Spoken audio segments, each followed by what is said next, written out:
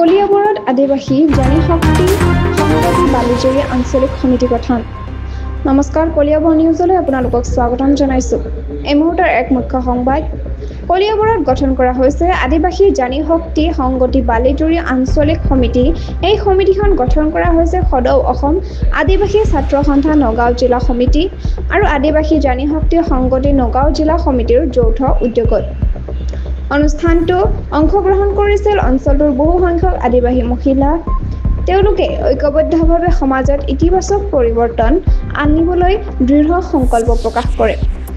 বক্তাসকলে কয়, এই সংগঠনখনে বিশেষকৈ আদিবাসী মহিলাৰ ক্ষমতায়নৰ ক্ষেত্ৰত গুৰুত্বপূৰ্ণ ভূমিকা গ্ৰহণ কৰিব। শিক্ষা, স্বাস্থ্য, সামাজিক সচেতনতা আনিবলৈ আগলৈ যাব সংগঠনটোৰ মূল উদ্দেশ্য বুলি তেওঁলোকে জানিবলৈ দিয়ে।